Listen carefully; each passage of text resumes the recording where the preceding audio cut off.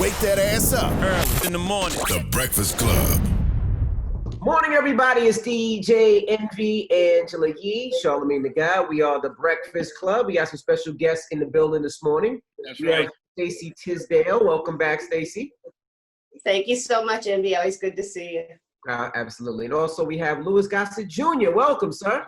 The legendary Louis Gossett Jr. Icon. Okay? There you go.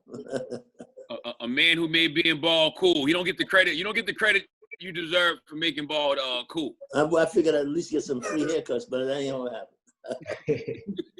I'm growing my gray stuff because my next job is going to be in 2 weeks. So forgive that scruffy look. Man, you don't got What's your next job? grays. Huh? You don't got to apologize for them grays. You see mine Well, coming in. no, that's all right. I earned every one of them, man. That's right. What's your next job? Huh? What's your next job? Well, the next job is called 3 weeks. It comes from Australia. And my wife is Shirley MacLaine. You know what's crazy? Wow. I saw you said in the you said with the Watchmen that might have been your last that you might retire. You're never gonna retire, huh? Well, no, God says, you tell God your plans and He laughs at you. That's right. You're not planning this. You just do what I tell you to do. So I just back on down, get quiet, say my prayers, and find out what He has left for me. So I got a new nomination for an Emmy. That's not supposed to be, but knock wood. Now, Watchmen. I think one of the conversations that Watchmen really started was about Black Wall Street. Because Absolutely. I've heard a lot of people, saying that they want to actually do a Black Wall Street production because of Watchmen. Oh, absolutely. See, now people first now thinking about all those riots that happened. But as an actor, I started to do research on our history. That's not on the screen, has not been on the screen. And that was one of the biggest ones. But then there was also the largest court-martial case in the history of the United States Army out of Houston. And there were Teddy Roosevelt's Rough Riders who went up San Juan Hill in the Spanish-American War. And they came back, and they came back as heroes. But they didn't know they were black heroes.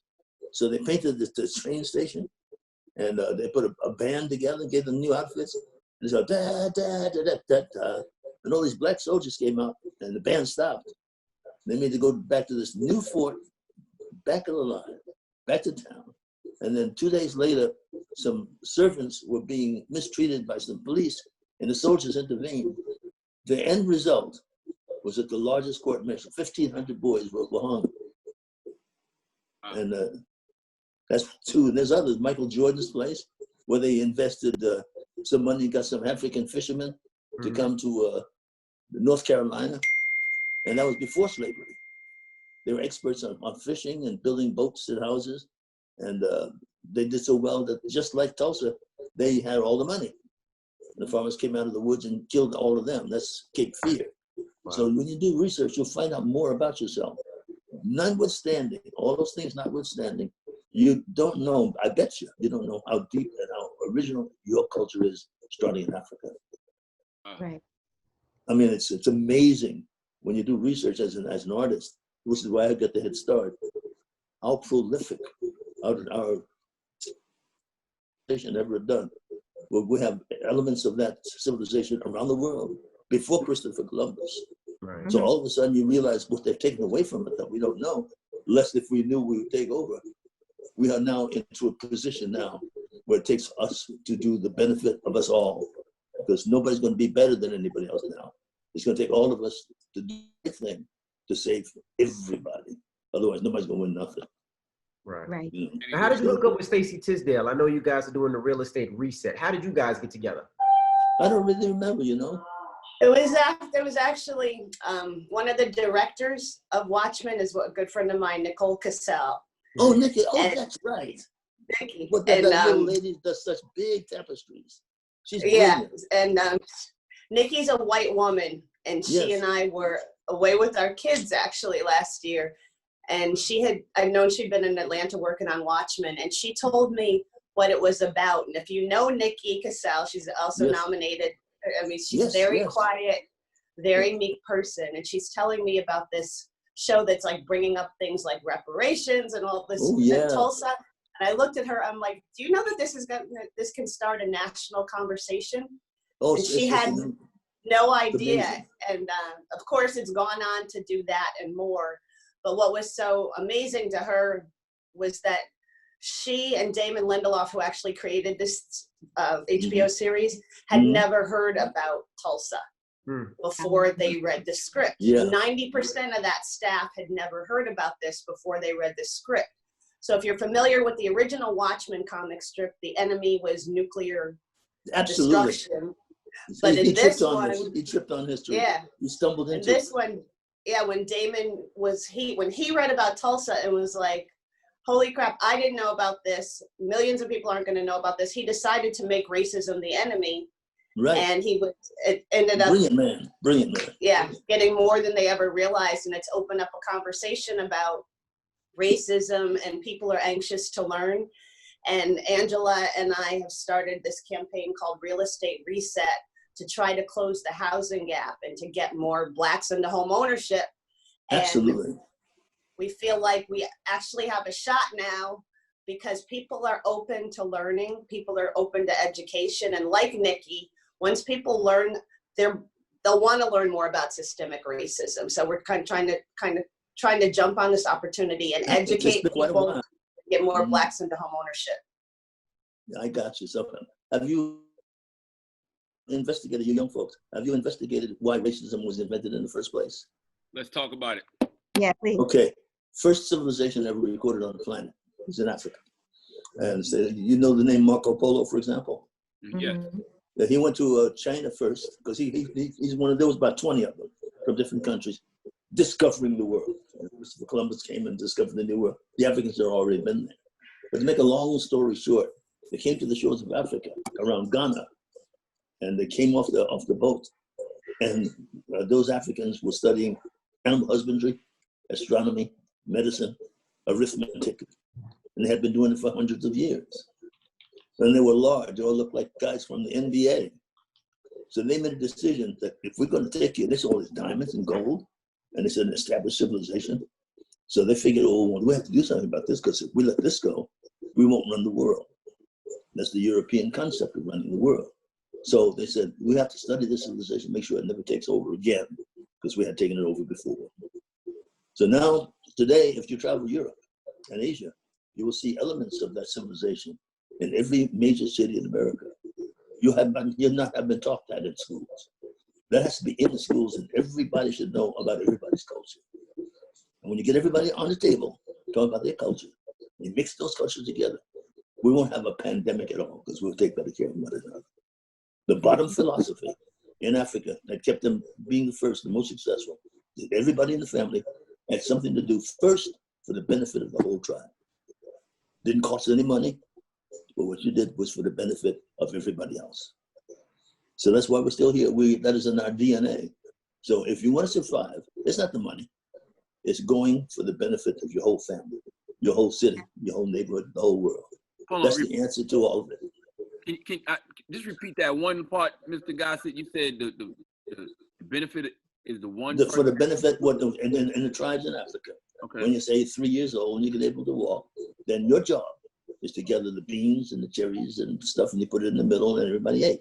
When you got older, you milked the goats, you took care of the cattle, but it's for everybody.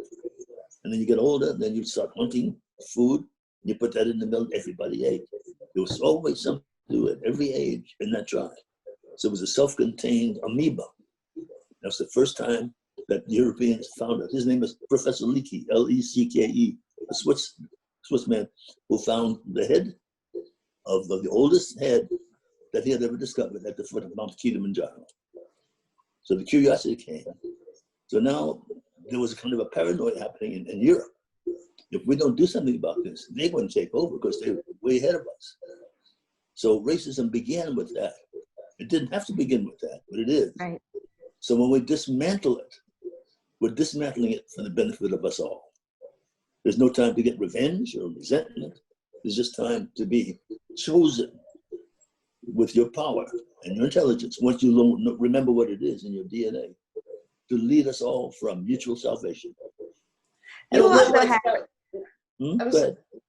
what's so interesting is that that's natural, what you're talking about. Yes, and when it you is. look at that, the housing market's just a great example. People take care of each other. That's our nature. The government intentionally segregated blacks and whites using the housing market, and they denied them the chance to get to know each other and develop empathy. I mean, the government created segregation, and segregation is where the seeds of racism, exploded in the United States. After the Great Depression, they built projects that actually separated blacks and whites. And then it actually was illegal for a long time for blacks to buy houses. When returning GIs came back from World War II, the government wanted to help them. They gave them money for down payments. They let them buy, $40 a month to pay for your mortgage. And there was explicit language in the laws that they could not sell to Negroes. And they actually redlined districts where blacks lived. They would paint red lines. And even the presence of one black in a neighborhood would not devalue the whole neighborhood. And there were establishments. There's one in Long Island, called Levittown, when the government set out to urbanize white America. You said Trump's Village? Trump Village. Remember Trump Village? And Donald's father wouldn't allow blacks and Jews in there in New York City. It was against the law. Once again, with that first explorer who got bamboozled, but he looked and he saw all these beautiful people going to markets, and you didn't see no money. He saw gold around the neck, things to heal you, and it had been going for centuries before his people. That stuff that you're talking about employment, about the soldiers, this is a root. So there's no villain in my story. This is just what it is. So you have to take your mind. It's God's test. Just like the Christians when they went up the hill and watched Jesus carry the cross. They had a lot of options because their leader is dying. So and then when it comes to the housing market, that affects your education, where you live. That affects the businesses in your neighborhood. So it's not just do away with it. You can do away with it. Do away with it. Right. Go and search your roots and take some of the stuff that was kept away from you. And then you're going to be you're already extremely important in anything you do, already. But you don't know specifically what you had done back in the good old days, centuries ago. You see elements of African culture in Spain, in the viaducts. You see people in Russian history, in American history, but you're not taught that. I would advise you to go see how prolific your ancestors have been, and put that and tell your children, and grow to where you belong. Otherwise, the thing you're fighting for is less than you deserve. And what we want to do with that, everybody should not get their sense of self from their net worth, but a playing field has to be leveled. And one of the really interesting things about Watchmen is it's set in a world where reparations happened automatically, which is what I found so interesting about it. And because of what the government using housing to separate blacks and whites, as Angela was touching on, you have this tremendous wealth gap. You have black wealth only 1/10 of what white wealth is. You have black home ownership at its lowest level in history right now. Well, this is a brand new white problem. home ownership is on the rise. And because of that, you have this tremendous wealth gap. The net worth of somebody who rents a home is about $2,300. The net worth of somebody who owns a home is over $200,000. So this gap has been created, and we're not going to have equality until the government takes some steps, different groups take some steps, industry takes some steps to level the housing fields, and blacks understand how to get into home ownership. Yeah, but that's, I agree with you, by the way. I think the deeper situation is when you went to that African civilization, there was no money. There was debate and bargaining. Because the money came once the explorers, and they couldn't compete with ownership of any of the land, the gold or anything. So they invented the seashell, which was money. Now everything's about the seashell. We are of much sterner stuff beyond the seashell, so that when we negotiate, and everything becomes equal. Look at sports, look at show business. Look at us. Look at you guys. You're bigger and better than you think you are. So as an elder, for what it's worth, I tell you, go deep into yourself and see upon whose shoulders you stand and realize how much has been taken back away from you because of fear, so that you have the power to allay somebody else's fear. Right. So that when you get together around the table, everybody gets saved. Racism is European invented. Now we got to say that when we had that civilization, we had slaves too. We put the women in the harems. We paid that karmic debt because it was wrong. But the civilization itself is still the most prolific civilization ever to come on the planet. And there's no time for anger or resentment. There's only time for growth and saving everybody. Otherwise, nobody wins anything. We may as well be in this airplane that's about to crash, and everybody inside the plane is fighting over who's going to be in first class. Plane's crashing, man. I have so many questions for you. It sounds to me like what you described is service, like our purpose. Selfless service. Service to others. The upkeeping of the planet. We've turned that back. I'll give you a small example. I'm just an elder, so I may not be gospel, but this is what I believe, okay? We have gone so much for money that our young girls no longer have that period of innocence at 7 and 8 years old. They're menstruating. That had to do with the dollar. They had to put the growth hormones in the animals and the chicken so they get more money when they sell it. So they've stepped over the line of the natural growth of not just Black kids, all.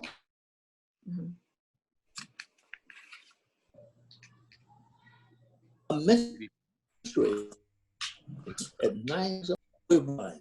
That's the rules that we should never cross. So do some research and call me again if you like. Because I was fortunate enough at 19 to go to Africa and see how they did that. And I've been to Africa now and school is never out for me. I'm in my 80s, school is never out. And each time I go there, I learn something more. I learn about Shaka, I learn about Nelson Mandela, I got a chance to meet all those original presidents of all those countries, Jomo Kenyatta. And they had nothing to do with what we thought they were. So maybe there's a program to get some of you young on an airplane, do your DNA, and come to Africa and really see what I see. You know what I wanted to ask you about your own personal experience and your education that you said you've gotten. So I know you wrote your memoirs, right? An Actor and a Gentleman. And I know you talk about experiencing racism. You come from theater, then you went to Hollywood, and definitely experienced racism back then when you got to Hollywood. You even talked about the police stopping you when you stepped outside of the hotel. So I wanted to talk to you about when this education started for you and how did you use that to help you in those situations? Because I know you have racism and I know you had to deal so much in Hollywood with racism at that time. So I wanted to get some insight on how you dealt with that. Well, one of the happiest times was my childhood in Brooklyn, post-Depression child. And in the post-Depression child, everybody had to go someplace to live. Right. Not the Black neighborhood, not the white neighborhood. They had to go someplace to live. Whole families had to live in these small places. Jewish, Black, Philippine, Italian. They lived on top of one another because they couldn't afford to spread them out. And I was one. I didn't come from a Black neighborhood. I came from this diverse neighborhood. So my parents did not get home in time for dinner. I had a choice to eat some Jewish food, some gefilte fish, or some corned beef and cabbage, or some lasagna. Depends on who was home. And that society was told it was not communist, it was socialist. We were surviving. And out of that came Jackie Robinson and Ralph Bunche, United Nations. And we had a mentality. So it was one of those teachers that got me in show business. I had never seen a play. But he saw me and he said, they're looking for a lead on Broadway. Oh, tell your mama to take you down there. He took the time as a former intellectual cream of the crop of America. Out of there came Dalton Trumbo and a man by the name of Canada Lee. Look him up. Then there's a man called there's William Bendix, Morris Karnofsky. They kind of created the intellectual New York theater, which came out of Europe. So I didn't really experience racism, deep racism, until those cops handcuffed me to that tree. 1966. So I had a choice to see what I want life to look like. Not a place where cops go hang me and come me to a tree, but I could knock on any door and eat their food, and they come to knock on my door and they can eat some food. That's America. The promise of America is written. It says, we hold these truths to be self-evident, that all men are created equal, and they're endowed by our Creator with certain inalienable rights, and one of those rights is life living. We haven't experienced that here in America yet. We're just about to. So we can be the heroes, not the villains in this case. We can save the day if we know who we are.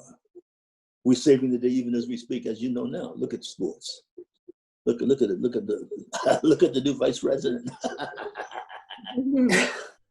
Kamala Harris. Let's talk a little about that. Man. Let's talk about that, because I always wonder how the world looks to our elders. When you see Kamala Harris become the first Black woman of color on a major ticket, how does that make you feel based off what you've lived through and what you've seen? I'm so proud of that woman. I've known her for quite a while. I'm proud of her. She's got Jamaican roots, and the rest of the world is ahead of us as far as race is concerned. We're at the back. We're reluctantly giving up racism because people have been doing, it's been dyed in the blood that they are superior. Mm-hmm. There's nobody superior to anybody else, but it's going to go away when God wants it to go away. But we have to learn some stuff. No time for violence. No time for really a demonstration. Just go and know who you are and make sure that you're a child of God. What do you think about all those protests and rioting, and what are your thoughts on it? Well, you see, what happened is that the protest was started by some people who don't agree with us, and all of a sudden they expected, just like in the old days, that the Times Square would be full of Black people, and they looked up there and their own children were there, so it backfired. And not only did it backfire, but it was a positive step of us being one man, or one people, for the liberty of us all. That is a step in the direction that it all belongs to all of us. Should not cost. So the bottom line, for example, politically, there should be no child in the world that cannot have free food, free medicine, free clothing, free shelter, free education. Every child should have at least that until at least 19 years old. One generation, everything changes. We shouldn't have that stuff with these naked Black kids. $25 a month. No, that's a plan. We need to take care of our children the best way we know how. That's our job. You know, especially in St. Louis and Cleveland. We see them on the street, take them off the street and teach them to hug them and love them. Put some food in their mouth so that the next generation is better than the generation before. But we're still angry. I am too. Still angry in the pit of my stomach about the injustice. But it's a trick, injustice, and that feeling. There's a bigger picture. The bigger picture is that one day, we're about 12 years old as far as our maturity is concerned. America will follow the concept of the Declaration of Independence, which is written in magic. And we can lead the way to that. So we are instrumental in the growth of society, almost globally, because we're the oldest society. How do you do that? Let's not make money so important. Let's make life, the quality of life, more important than the earning of money. Money will follow it, I guarantee you. Definitely. You said no time for demonstration. Well, I didn't say that. Okay. I thought you said no time for violence and demonstration. Yeah, the demonstration backfired because it was planned that the only people demonstrating, just like the old days, would be Black people, people of color. And their sons and daughters were out there demonstrating too. You know what? You talk about quality of life, and what I like about that, since we are talking about this real estate reset, you had a home that you found out you were constantly getting sick, and you found out there was toxic mold in your home. And I think about all the kids that grow up in environments where they're breathing in toxic air, the water is unclean, and what that does for people. Well, you name the subject, and some of that stuff has been done to us and to others. It was done to the Jew. It was done to the Irish at one time. It was done to the Italians at another time. All of that is a poison that man made that doesn't work anywhere anymore. So that means the end of conflict. We have to drop the conflict. I'm better than you kind of conflict, and get together around the table of diversity and save this planet for us all. Otherwise, this planet will not be saved. Right. The cockroach is going to take back over. So now, I know you guys are doing something where you're trying to inform and trying to teach minorities, specifically Black people, how to get into the real estate game and to own their own properties. And, you know, because we talk about it all the time, there's a lot of things that my parents weren't able to teach me because they honestly didn't know. My parents don't know how to invest because nobody taught them. So nobody taught them. They were excluded. Yeah. That's right. Now, So real it's estate is breaking the mold. extremely important now. Yeah, Real it estate is. is extremely important. So now, what are you guys trying to do to make sure that our community is, I want to say catching up because we're so far behind. How are we catching up to our other counterparts? Well, you have It's to not take so care of much one another. catching up. We've been really Go ahead. just shut out. And I love, you know, people say, you know, Blacks, we don't know about financial literacy. We don't know about these things. If you look at what Black people have done with so little, I challenge that notion. I do too. When you look at the fact that, you know, we're talking about home ownership here, Black home ownership is at an all-time low. But when you look at what we've done and you realize things like the government made it illegal for us to buy homes, and a great story, one of our guests in our show, premiere show of Real Estate Reset, was Senator Cory Booker. And his parents bought a home in New Jersey. They tried to buy a home in New Jersey a year after the Fair Housing Act was passed. They had good standing. They had to actually have a family go in and pretend to be them to get a mortgage, because even though they had good credit, a white family go in, the bank wouldn't give them credit. And then when they actually came to say, hey, you approved this loan, and it was us, they sicked the dogs on them. This is in the late 60s. And when you look at what Black people have done since then, it's really incredible. But what the opportunity that we have now is COVID-19 showed us that this is, okay, everybody's problem.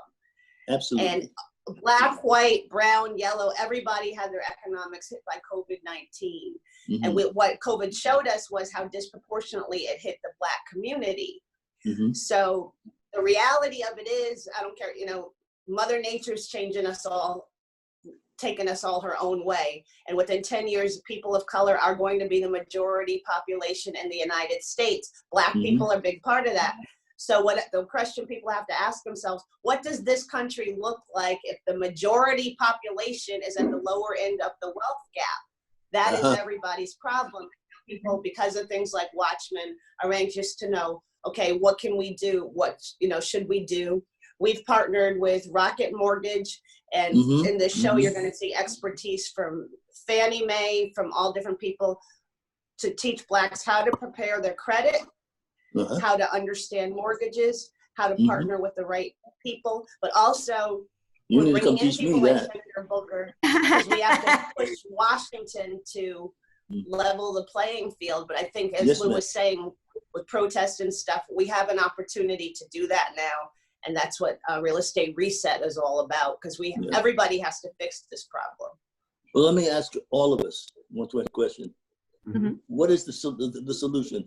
What do you think society would look like if everything was okay and there was nothing to complain about? What do you think would happen? What would your life be? You would own your own home, obviously. You'd have money in the bank, and you have happy children.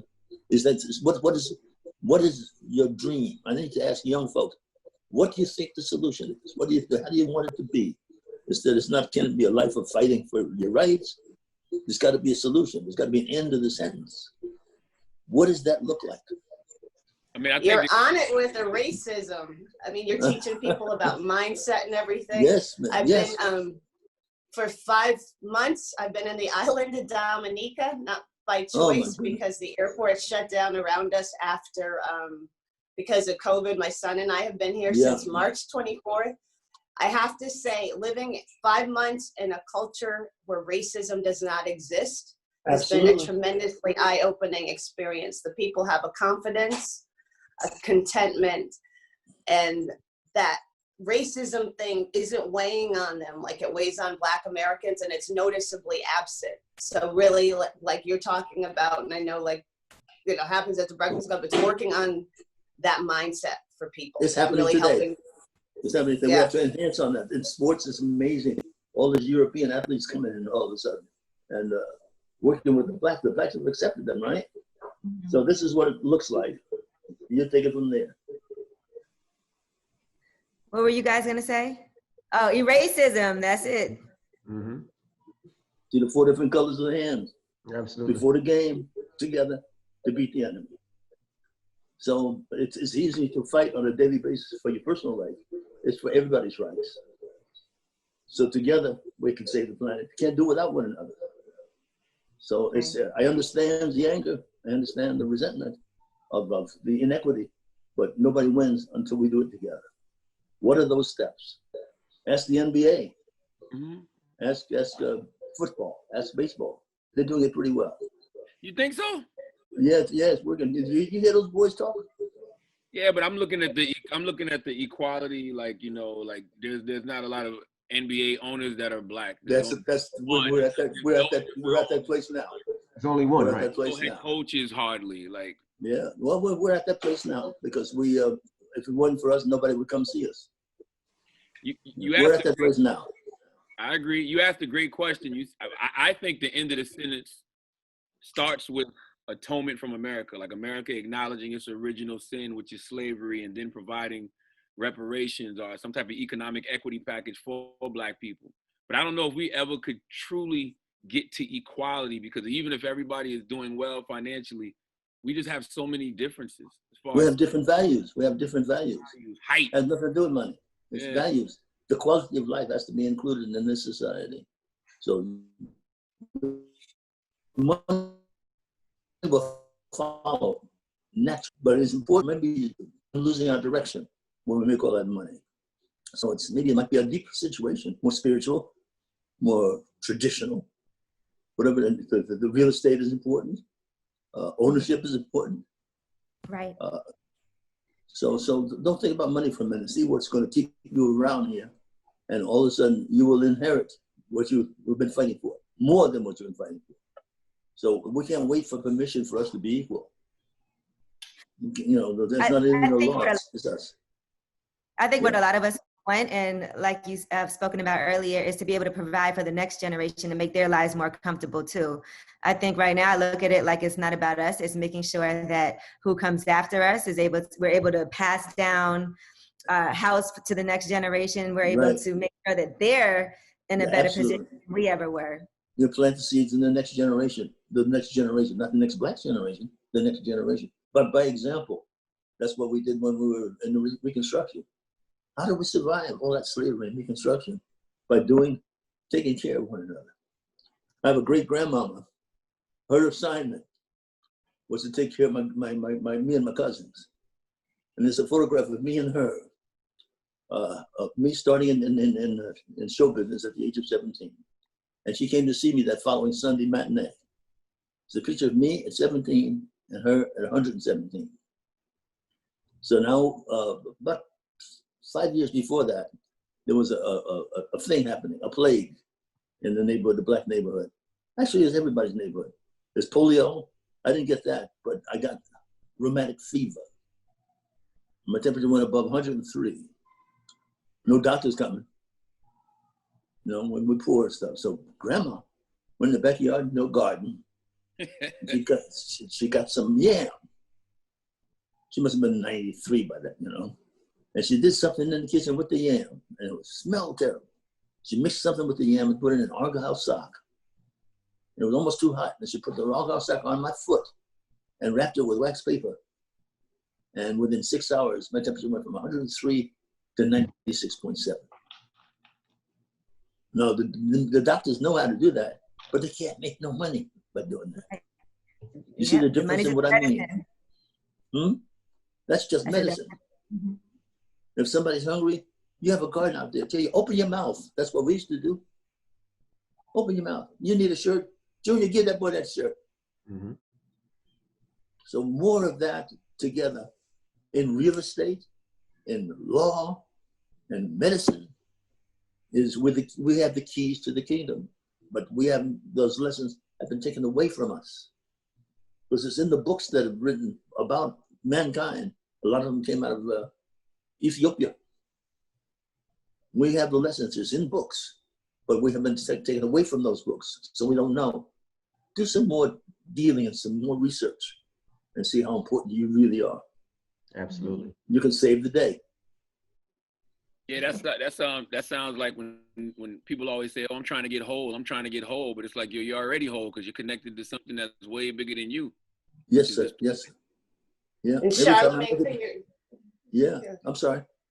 Yeah, and Charlamagne, to your earlier point about like leveling the playing field, there was a poll taken like 10 years ago. 95% of white Americans were against reparations. Yeah. And if you took that poll again now, that number would probably be different because people have learned.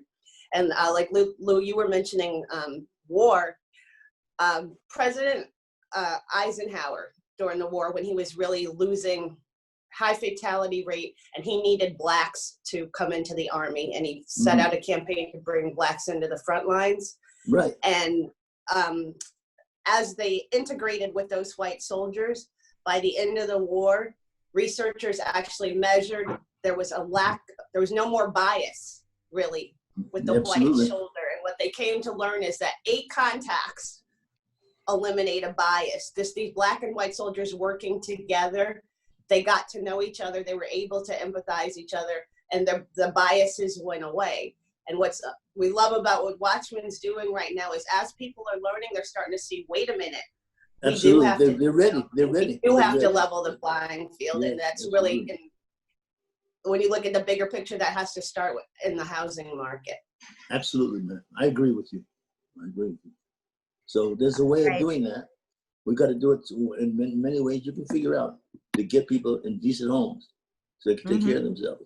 But we cannot forget that we used to have the virus that beat this coronavirus, because we're all up in the mud and all in the water and stuff, and we never got sick. So the answer is somewhere. Maybe one of y'all will find out that it's simpler than they're looking.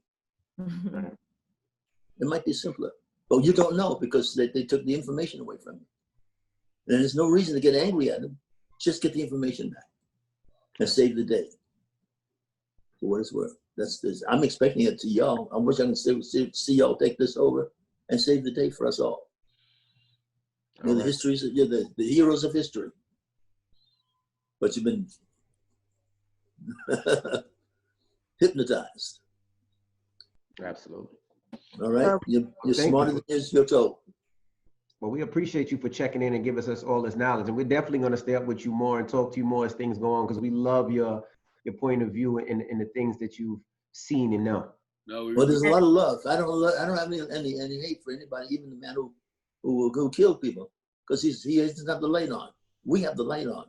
Right. And when we have the light on, we attract all the positives. Absolutely. We are needed desperately for our mutual salvation. Hey, you know what's crazy too, Mr. Gossett? I watch you at least once a week because for some reason, Daddy's Little Girl is always on in my I really love that movie. When you come out that crowd with that lead pipe, Idris Elba's character. I don't know. I like that scene. That scene does something to me. All right. So whatever, for what it's worth, is what I say. If you get something that I've said that you can use for your life, then I've done my job as an elder. Right. And we appreciate the fact that you're not retiring yet. We can't wait to see you. I tried. God laughed at me. I do have one more question for you. I got one more question for you, Mr. Gossett, because you said something earlier that made me think of Fannie Lou Hamer's famous quote, which is "Nobody's free until everybody's free." And you lived through a lot. You lived through the civil rights era. Do you feel like a free black man? Yes, very much so. I realized some of the value systems I gave to the white man or the others who were running things is not theirs to begin with. It's mine. So I started to relax into this laziness, and then now that it's time to change, I'm angry that I don't have it. It's up to me to take care of it. We have other options. We need to go back to our basics. Back to our basics. We don't have to wait for acceptance of equality. Black Lives Matter is enormous, but we don't have to ask for permission to be free. Ooh, absolutely. Well, thank you so much, Gossett. Stacey, thank you as well. Thank you so much, guys. Thank you, guys. And if anyone wants to join our Real Estate Reset community, you can go to rocketmortgage.com/learn. Call me. I'm looking for home. He said, And our show's on the Breakfast Club YouTube channel, Real Estate Reset. God bless you all. You look beautiful. God already. bless you. Thank you, King. Yeah. All right, Stacey. Hang in there, y'all.